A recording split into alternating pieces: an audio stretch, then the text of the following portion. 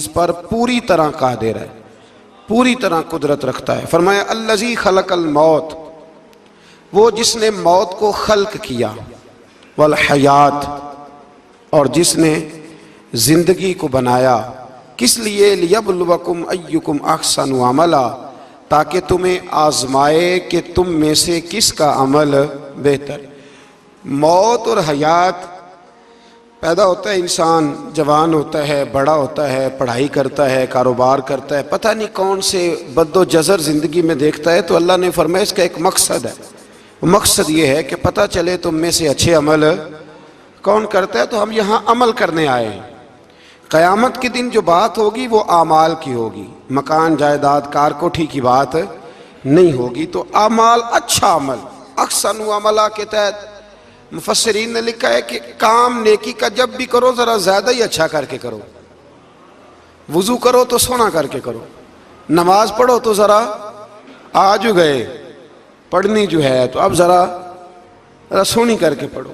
قرآن شریف کی تلاوت کرو تو ذرا پیاری کر کے۔ ذرا میں مدرسے کے بچوں کے ساتھ کبھی کبھی بیٹھتا ہوں، ان سے بڑا کچھ سیکھنے کو ملتا ہے، تو کبھی کوئی بات ان کو کہنے کا بھی موقع ملتا ہے، تو میں انہیں کہا کرتا ہوں کہ ہمارے بزرگ، میری اماں جی جب قرآن مجید کھولتی تھی نا، تو جو وہ رنگ تھا نا بزرگوں کا، حالانکہ وہ حدیثوں میں ہم نے نہیں دیکھا، لیکن وہ کبھی ہم جا کے کوئی بات کرتے تھے نا، تو تلاوت کے دوران تو وہ جلدی سے منہ پہ انگلی رکھتی تھی کہ چپ کرو میں قرآن پاک پڑھ رہی ہوں، اور پھر شنیل کا غلاف، اور پھر اس غلاف کو علیحدہ چومنا، قرآن پاک کو علیحدہ چومنا، اور پھر اس کو ریل میں رکھنا، اور پھر کئی کر کے۔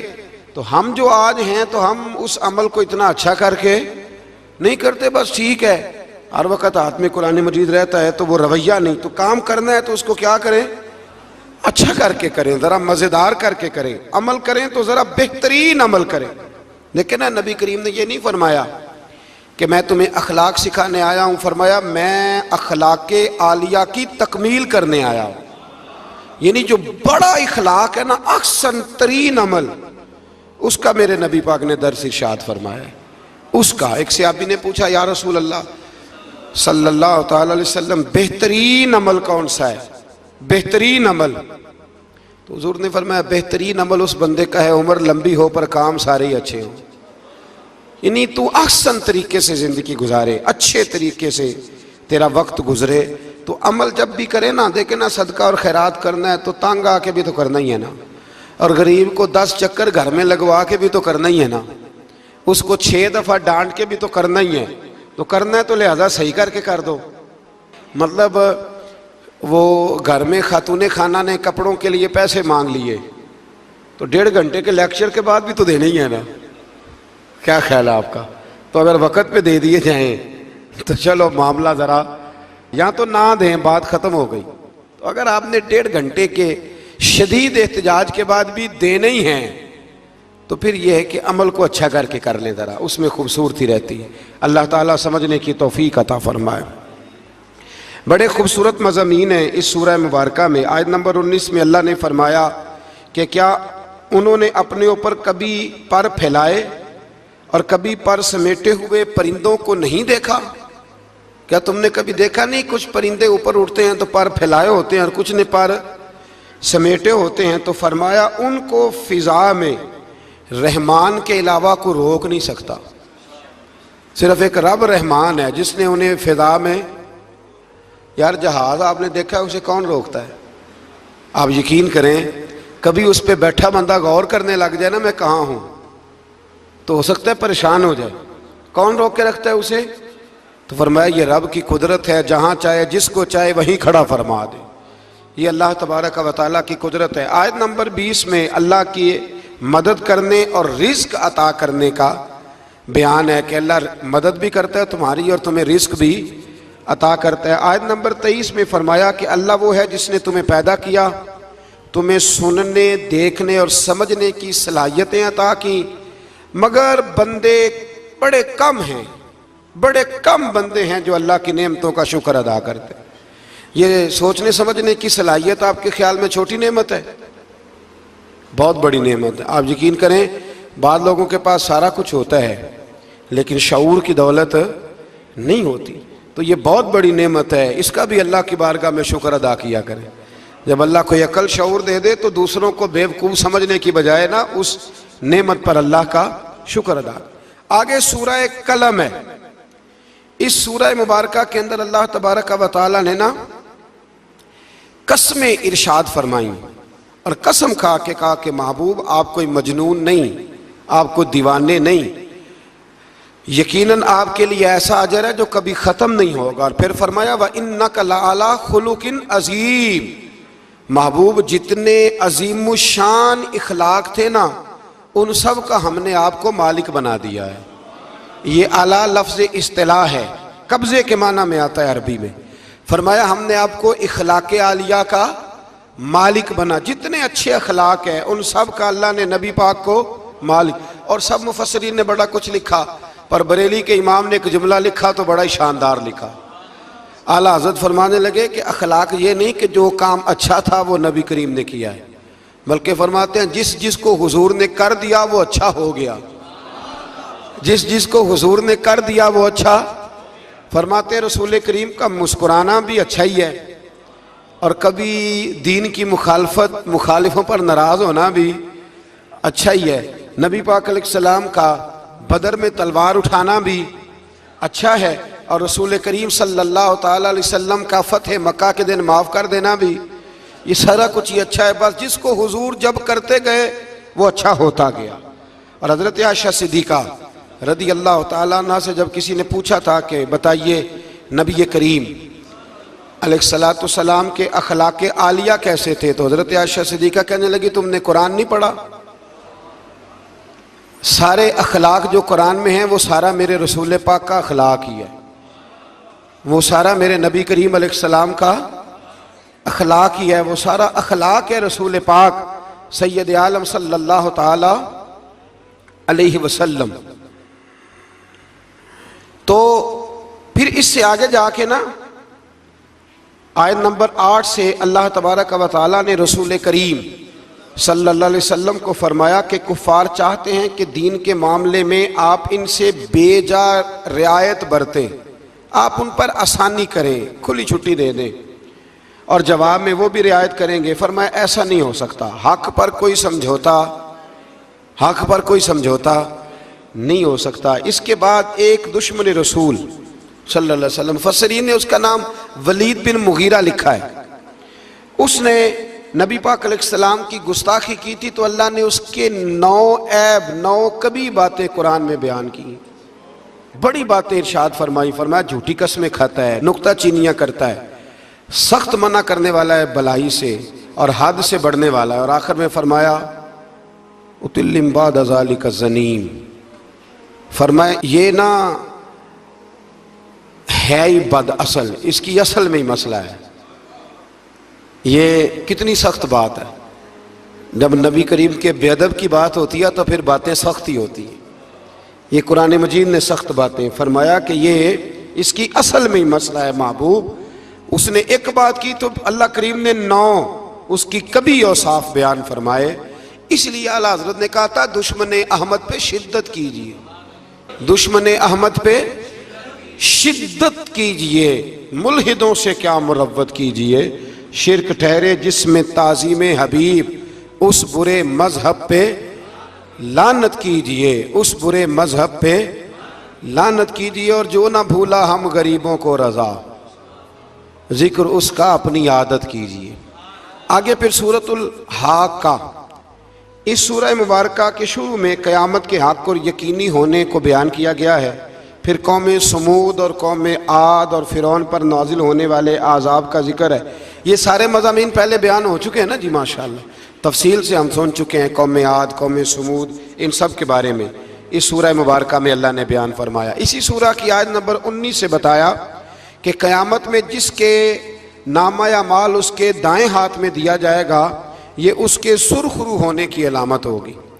جس کے سیدھے ہاتھ میں نامہ اعمال دیا جائے گا مطلب ہوگا کہ کامیاب ہو گیا، اور وہ افتخار کے ساتھ لوگوں سے کہے گا، بڑے فخر کے ساتھ کہے گا کہ آؤ میرا نامہ اعمال پڑھو۔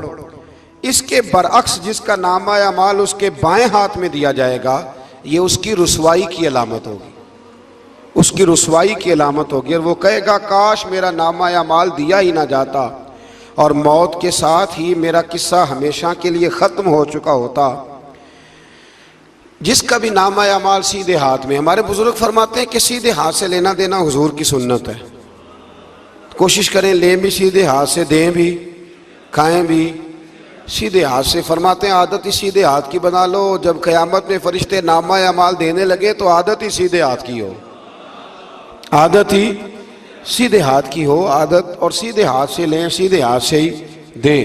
قیامت میں جس کا نامہ اعمال سیدھے ہاتھ میں دیا جائے گا سمجھیے وہ کامیاب ہوا۔ اور جب جس بچے کی فرسٹ پوزیشن آئی ہوتی ہے نا، وہ رزلٹ کارڈ سارے محلے کو دکھاتا ہے، اور جو فیل ہو جاتا ہے وہ ابا جی کو بھی نہیں دکھاتا، وہ کہتے ہیں کہ وہ ابھی آیا نہیں، ملا نہیں۔ قیامت کے دن بھی جو کامیاب ہوں گے نا وہ دنیا کو بتائیں گے کہ اللہ نے فضل کر دیا ہے، اور جو ناکام ہوں منہ چھپاتے پھریں گے۔ اللہ ہمیں پردہ پوشی عطا فرمائے۔ پھر آگے سورۃ المعارج ہے۔ اس سورت کے شروع میں ہی عذاب قیامت کا ایک بار پھر بیان ہے کہ حشر کا ایک دن 50,000 سال کے برابر ہوگا، آسمان پگھلے ہوئے تانبے کی طرح ہو جائے گا، اور پہاڑ دھنی ہوئی رنگین اون کی طرح ہو جائیں گے، کوئی کسی کا پرسان حال نہ ہوگا۔ اس وقت مجرم یہ تمنا کریں گے کہ بیوی بھائی رشتہ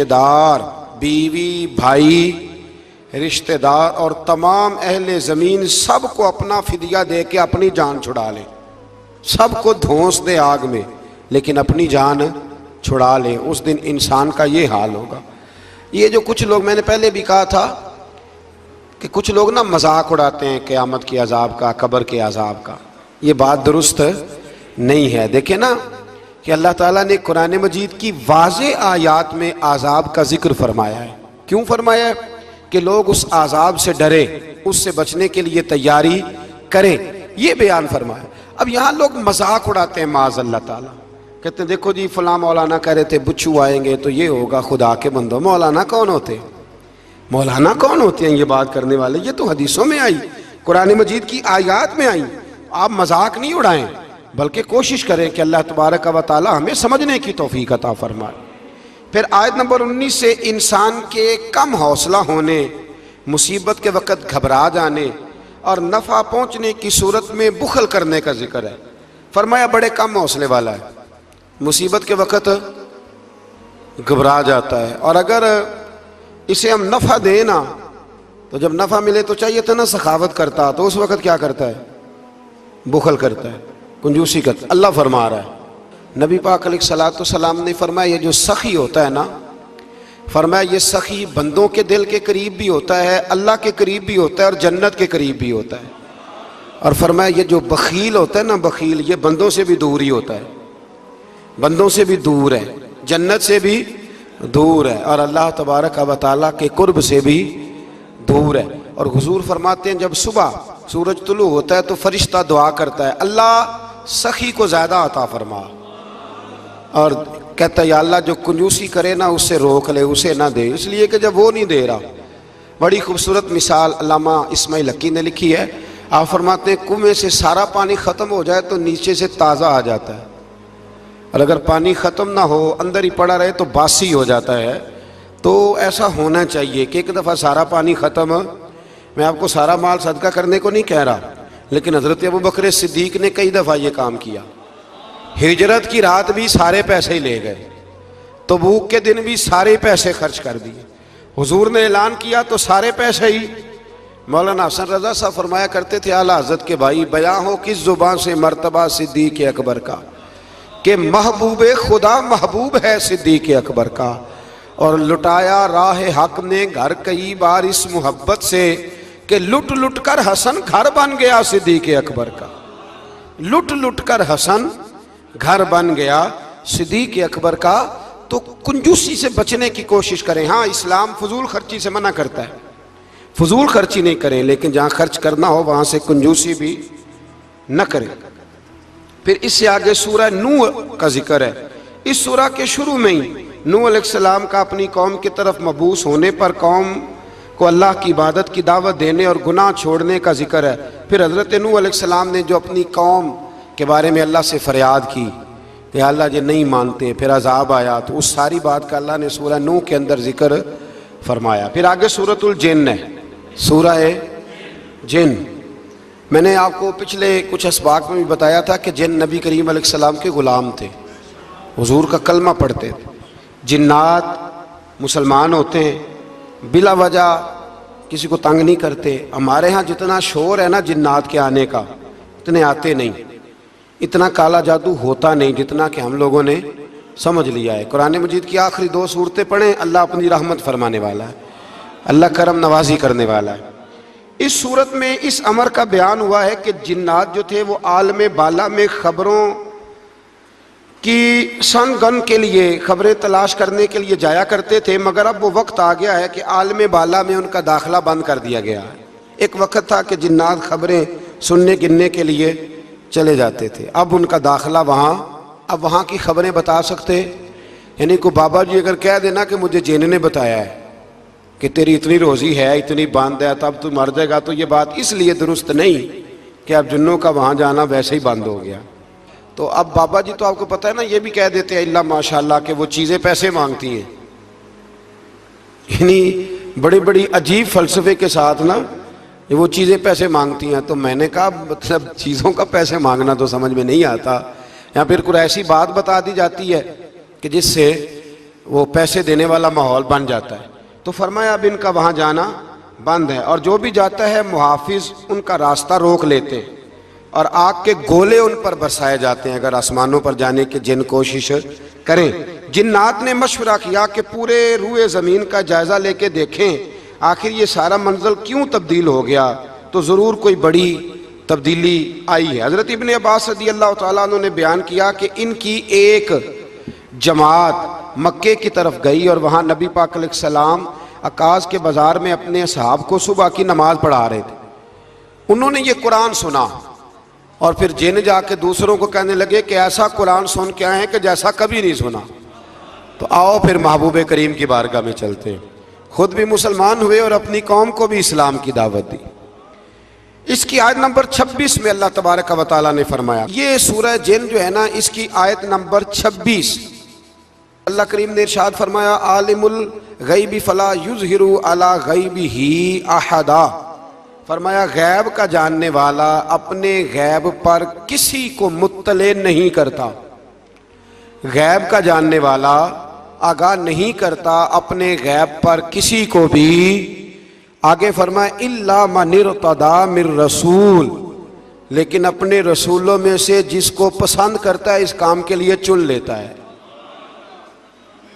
کسی عام بندے کو غیب پر مطلع، یہ آیت نمبر 26 میں نے کتنی دفعہ یاد کرائی آپ کو؟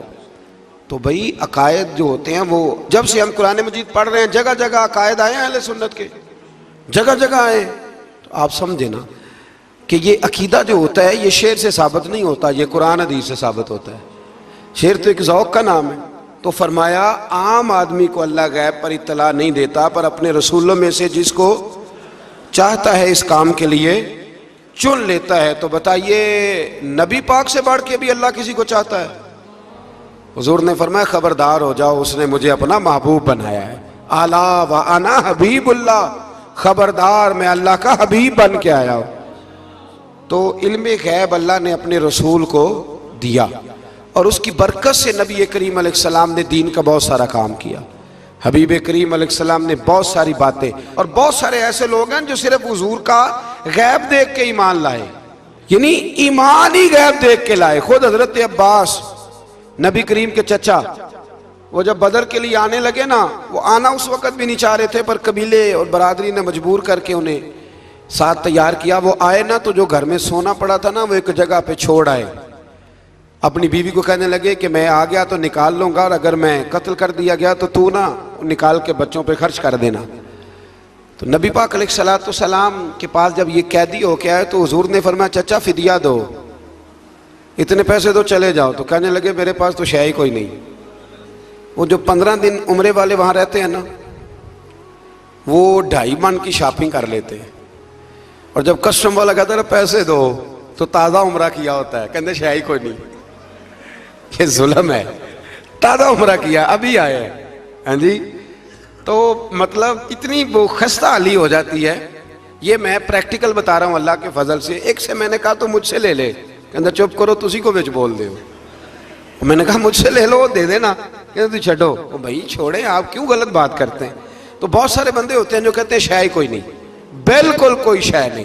ہاں کوئی پلاٹ سستا بک رہا ہو تو پیسے نکل آتے ہیں, پھر کہتے ہیں میں پھڑے نے کسی کو لو. بھائی کو کھا جائے گا, چلے ٹھیک ہے آپ چھپائیں اپنی دولت کو, لیکن ان لفظوں کے ساتھ ناشکری کرنا کہ شے ہی کوئی نہیں, یہ معاملہ درست ہے. تو حضرت عباس نے بھی نا نبی کریم کی بارگاہ میں عرض کیا, حضور کوئی شے نہیں, کہاں سے دوں. تو حضور مسکرائے.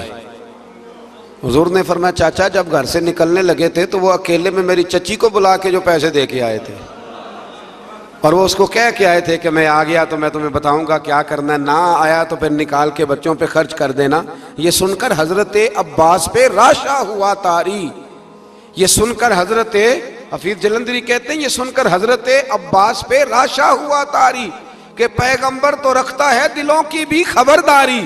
خیال آیا مسلمان نیک و بد پہچان جاتے ہیں, اور محمد آدمی کے دل کی باتیں جان جاتے ہیں. محمد آدمی کے دل کی باتیں جان جاتے ہیں, اور کوئی غیب تم سے نہا ہو بھلا جب خدا ہی نہ چھپا رہا. تم پر کروڑوں درود و سلام جب خدا ہی نہ چھپا رہا. کتنی عجیب بات ہے. یہاں بھی لوگ ترازو لے کے بیٹھے ہیں. اقبال سے کسی نے کہا کہ دو علماء کی بحث ہے, کہتا ہے حضور کو غیب نہیں, دوسرا کہتا ہے آؤ چلیں. تو اقبال کہنے لگے مجھے شرم نہ آئے گی میں وہاں چلا جاؤں جہاں لوگ میرے نبی کا علم تولنے کے لیے ترازو لے کے بیٹھے ہیں, حضور کا علم تول رہے ہو. اقبال کہنے لگے میرے نبی کے تو غلاموں کا علم نہیں تولا جا سکتا, تم حضور کے علم کی بات کرتے ہو. یہ تھوڑا سوچ سمجھ کے بات کرنی چاہیے, اور نص قطعی ہے قرآن پاک کی. ایک دن سجا لیا تھا میرے نبی پاک نے منبر, فرمایا پوچھ لو پھر جو پوچھنا ہے پوچھو. تو حضرت عمر جیسے لوگ اٹھ کے کھڑے ہو گئے, کہا یا رسول اللہ ہم اللہ کے رب ہونے پہ راضی ہیں, آپ کے رسول ہونے پہ راضی ہیں, اسلام کے دین ہونے پہ حضور ہم بڑے راضی ہیں, ہم بڑے راضی. اس لیے یہ تو ایسا مسئلہ ہے کہ اس مسئلے کو دیکھ دیکھ کے لوگ مسلمان ہوئے. تو حضرت عباس کو جب حضور نے ساری بات بتائی نا, تو حضرت عباس کہنے لگے فدیہ مرضی کا لے لینا پر پہلے مجھے کلمہ پڑھاؤ. کہا کیوں؟ فرمایا مجھے سمجھ آ گئی ہے, وہ بات میرے اور میری بیوی کے علاوہ کسی کو پتہ ہی نہیں, اگر آپ کو پتہ چلی ہے تو یقیناً آپ کو کوئی بتانے والا ہے, تو وہ جو آپ کو بتانے والا ہے نا وہی رب العالمین ہے. تو حضور کا تو غیب دیکھ کے دنیا کلمہ پڑھ جاتی تھی. اس پر بڑی تفصیل سے میں نے ایک دفعہ بات کی تھی, موقع ملا تو وہ ساری روایات ایک جگہ کسی وقت جمع کریں گے انشاءاللہ تعالی, اور آپ کو عرض کریں گے کہ وہ کیا خوبصورت ماجرا ہے. اور اب تو الحمدللہ ایک اور آسانی بھی ہو گئی ہے. میری باتیں کوئی اس قابل تو نہیں تھی, لیکن چونکہ اللہ رسول کے فرامین تھے تو ایک دوست نے لکھنی شروع کر دی, انشاءاللہ جلدی چھپ بھی جائیں گی. تو عرض کرنے کا مقصد یہ ہے کہ یہ چیزیں آئیں گی اور آپ کو بتائیں گے کہ اللہ نے اپنے محبوب کریم کو کس طرح غیب کے خزانوں کی کنجیاں عطا فرمائی ہوئی. تو اس سے آگے پھر سورہ مزمل شروع ہوتی ہے. سبحان اللہ. سورہ یا ایھا المزمل, کہا او چادر اوڑھنے والے محبوب, قم اللیل الا قلیلا, ساری رات نہ بیدار رہا کر, تھوڑا آرام بھی کر لیا کر, تھوڑا سا. کیا کہا حضرت نے؟ خدا کی رضا چاہتے ہیں دعا لو, خدا چاہتا ہے رضا. اور درویش کہتے ہیں رب آکھیا سونے محبوبہ تیرے 100 ناز اٹھانا ہاں, لوکی میریاں قسماں چاندے نے میں تیریاں قسماں چاہنا. کہا اے میرے پیارے حبیب, اے چادر اوڑھنے والے, تھوڑا آرام بھی کیا کریں. حضور ساری رات نماز پڑھتے تھے نا, اللہ نے کہا محبوب تھوڑا آرام بھی کیا کریں. پھر اس میں بڑے خوبصورت چیزیں اللہ کریم نے بیان فرمائی ہیں, قیامت کی ہولناکیوں کا بھی ذکر فرمایا ہے. پھر آخر میں فرمایا کہ تم اپنی بھلائی کے لیے جو کچھ بھی آگے بھیجو گے اس کو اللہ تعالیٰ کے پاس اس سے بہتر اور زیادہ ثواب والا پاؤ گے. یعنی اس کا معنی یہ بھی ہو سکتا ہے کہ اپنی سوچ سے زیادہ تم ثواب پاؤ گے جو چیز آخرت کے لیے تم بھیجو گے. اور اللہ سے مغفرت طلب کرتے رہو, بے شک اللہ بہت مغفرت فرمانے والا اور بے حد رحم کرنے والا ہے. پھر اس سے آگے سورہ مدثر ہے. مزمل کے فوراً بعد سورہ मुदस्सर, इस सूरह मुबारक में बड़ा खूबसूरत अंदाज है। या अय्युहल मुदस्सर, ए चादर ओढ़ने वाले, कुम फअनज़िर, उठिए और लोगों को डराइए। उठिए, आप पैगाम दीजिए, उठिए लोगों को डराइए। उठ बांध कमर क्यों डरता है, फिर देख खुदा क्या करता है। आप उठिए। इस सूरत में अल्लाह ताला ने आपको शान महबूबी के साथ खिताब करते हुए फरमाया है, चादर ओढ़ने वाले उठिए और लोगों को अल्लाह के अजाब से डराइए और अपने रब की किबरियाई का ऐलान फरमाइए। बताइए कि आपका रब कितना बड़ा है। आयत नंबर 42 में फरमाया, जहन्नमियों से पूछा जाएगा तुम्हारे जहन्नम में जाने का सबब क्या बना। ये सूरह मुदस्सर की आयत नंबर 42 चलो बताली आखिरी ने आयत नंबर 42। जहन्नमियों से पूछा जाएगा जहन्नम में आए हो तो सबब क्या बना। तो वो पहला सबब बताएंगे कि हम नमाज पढ़ने वालों में से ना थे। पहला सबब दोज़ख में जाने का नमाज ना पढ़ना है।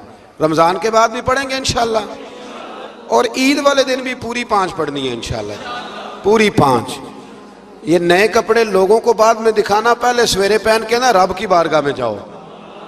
सवेरे पहन के ना, अल्लामा अब्दुल सत्तार खान न्याजी, अल्लामा न्याजी, मैं जब उनके मज़ार पे जाता ना मियाँ वाली जाने का जब मौका मिलता है तो मैं ना खड़ा होता हूँ। आप यकीन करें उस बंदे की कब्र पे खड़े होके भी जज्बा ही मिलता है। क्या बंदा था वो ना, पगड़ी बांधते थे बड़ी। हमारे बरेली शरीफ के बुजुर्ग भी ना वो पगड़ी बांधते शिमले वाली। चले आज बात आ गया तो उसकी भी मैं हिकमत बता दूं। वहां ना सिख भी पगड़ी बांधते हैं, तो कपड़ा भी अक्सर एक जैसा ही उनके लिए आता, तो मुसलमान भी खरीद लेते थे। तो वो सिख जो होता है ना वो शिमला नहीं निकालता, तो उससे फर्क करने के लिए वहां के मशाइख ने ना शिमला निकालना शुरू किया। तो मैं शादी बांधा करता था, तो एक दफा मुझे हजरत मुफ्ती तहसीन रजा साहब रहमतुल्लाह ताला अलैह फरमाने लगे शिमले वाली बांधा करो। तो मैंने कहा हुजूर अब छोटे लोगों को तो अच्छी नहीं ना लगती। तो फरमाने लगे लोगों को थोड़ी दिखानी है, ये तो रसूलुल्लाह की सुन्नत है, तो आप शिमले वाली बांधे। जब हम जो कह रहे हैं तो मैं भी अक्सर वो पगड़ी बांधता हूँ, और कभी बहुत बड़ी बांधते थे। तो अल्लामा न्याजी पगड़ी बांधते थे, तो जिन लोगों ने देखा बड़ी ऊंची होती थी, वो बड़ी ऊंची पगड़ी और हाथ में छड़ी होती थी, और कभी वो तकरीर करते थे तो जमीन पे लगाते थे, तो पता चलता था कि मर्द बात कर रहा है। और अल्लामा इकबाल के डायरेक्ट शागिर्द थे अल्लामा अब्दुल सत्तार न्याजी, शागिर्द। वो मदीना शरीफ जाने लगे ना, तो किसी ने उनसे कहा न्याजी साहब ये पगड़ी उतार के जाओ, ये पगड़ी उतार के जाओ। तो अल्लामा न्याजी साहब फरमाने लगे क्यों उतार के जाऊं, पहन के जाऊंगा। जब हुजूर की बारगाह में न्याजी का सर झुकेगा तो शिमला भी झुकेगा, और दुनिया को पता चलेगा जिसका सर कभी कहीं नहीं ना झुकता, इस रोजे पे आके उसकी गर्दन भी झुक जाया करती। इसलिए साथ लेके जानी है पगड़ी, ताकि लोगों को पता चले। तो आप नए कपड़े पहन के ना कभी साज संवर के मस्जिद भी जाया करें, खूबसूरत हो के। कुरान मजीद ने कहा गालिबन नामे पारे में है कि नमाज के वक्त जीनत इख्तियार करो, अच्छे बन के। तो नए कपड़े पहन के ना ईद वाले दिन 5 नमाजें पाबंदी से पढ़नी है इंशाअल्लाह ताला। ये रश देखना इंशाअल्लाह ताला, पता चलेगा कि रमजान के रोजों ने असर किया हमारे ऊपर। तो जहन्नमियों से पूछा जाएगा दोज़ख में आने का सबब क्या बना। तो कहेंगे हम नमाज पढ़ने वालों में से ना थे, और दूसरी बात ये कहेंगे कि हम मिस्कीन को खाना नहीं खिलाते थे। दोज़ख में जाने का दूसरा सबब कि तौफीक के बावजूद लोग मिस्कीनों का ख्याल नहीं रखते। और तीसरी बात वो ये कहेंगे कि हम लगव कामों में मशगूल रहते थे। लगव काम, बेहुदा काम उसको कहते हैं जिसका फायदा कोई नहीं। ये बड़े बड़े सियाने लोग गेमें खेलते, सियाने लोग, अक्लमंद लोग। तो ये जहन्नम में जाने का तीसरा सबब कुरान ने बयान किया। लगवियात, फट्टे पे बैठ गए फजूल बात शुरू कर दी, भाई इससे बेहतर था तो कुरान मजीद की तिलावत करता। ऐसे ही बिला वजह लगवियात हैं ये सारी। मैं मना नहीं करता खाना खाने के लिए कभी जरूर जाएं, लेकिन ये माहौल ही बना लेना कि आज तुझे पार्टी है तो कल मुझे पार्टी है तो परसों उसको पार्टी है। तो ये शुगल मेला हर वक्त का, मुसलमान के पास तो इतना वक्त ही नहीं। एक दोस्त मुझे कहने लगे कि मैं आजकल बड़ा बोर हो रहा हूं। तो मैंने कहा तो असल में फारग है, वरना हमारे पास तो टाइम ही कोई नहीं बोर होने का।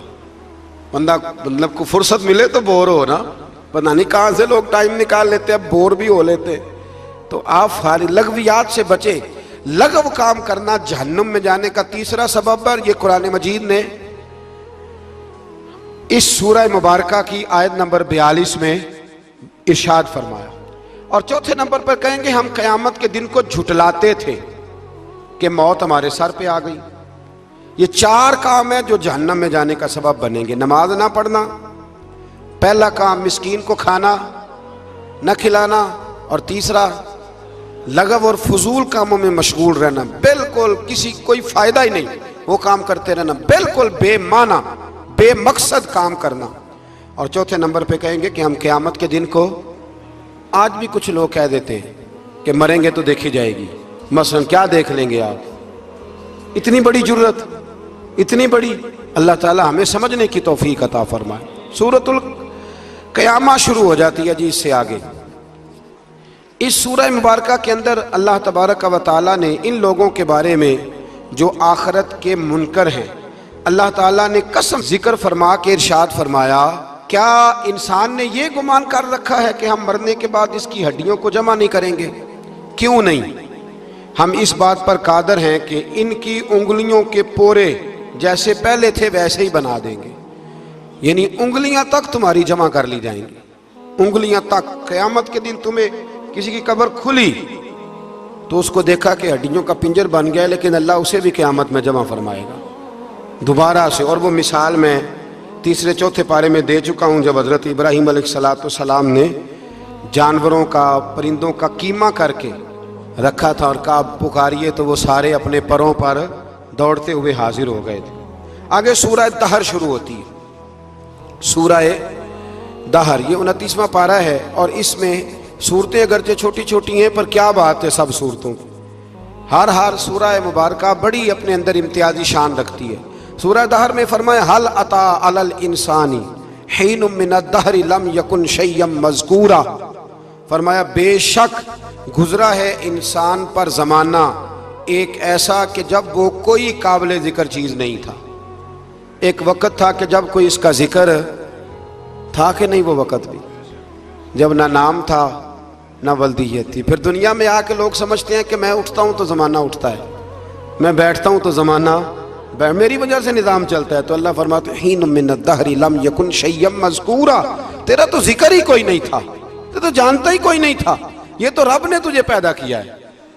تو اب تو سمجھتا ہے کہ میں کوئی چیز ہوں۔ بڑے بڑے لوگوں کی قبروں پہ جاؤ، کوئی پوچھنے والا نہیں، کوئی نہیں۔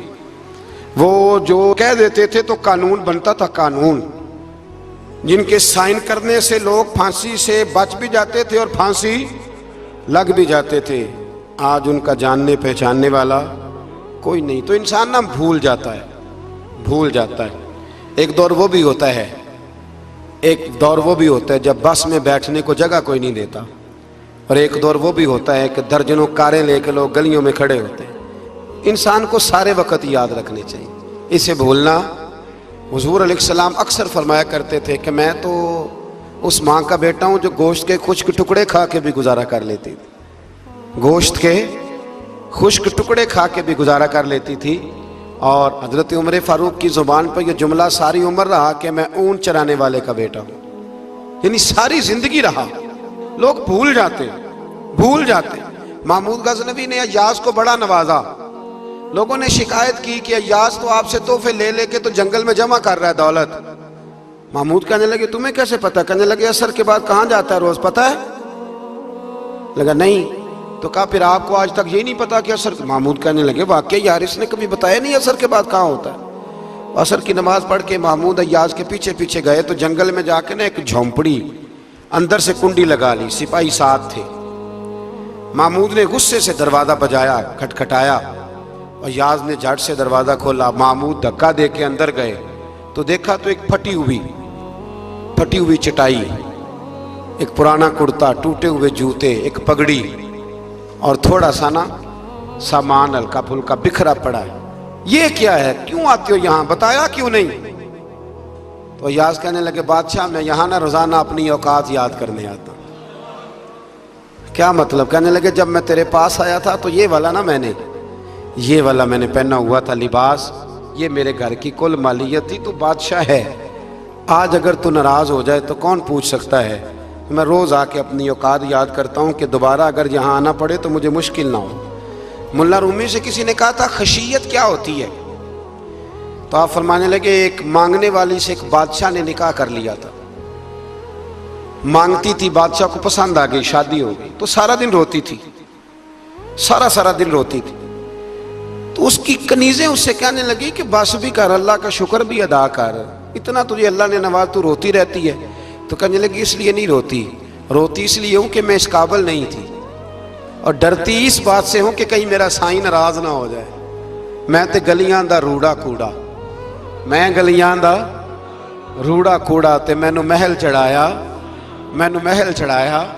ایک میرا سنگی نا بڑا مہنگا سویٹر لے آیا میرے لیے، کچھ زیادہ ہی مہنگا تھا وہ۔ میں نے اسے کہا یار یہ رکھ لے تو، وہ کہنے لگے ہم لے آئے تو بس قبول کریں۔ تو میں نے کہا میری اماں نا کروشیے سے میرے لیے سویٹر بناتی تھی، کروشیے کی ٹوپی، پتہ نہیں کروشیے کا بھی نئی نسل کو پتہ ہو کہ نہ ہو، تو وہ اماں جی نے بنا کے دیا، تو پھر اس کے بعد میرے چھوٹے بھائی نے بھی پہنا، پھر میرا ایک بھانجا لے گیا چھوٹا، اس نے بھی پہنا۔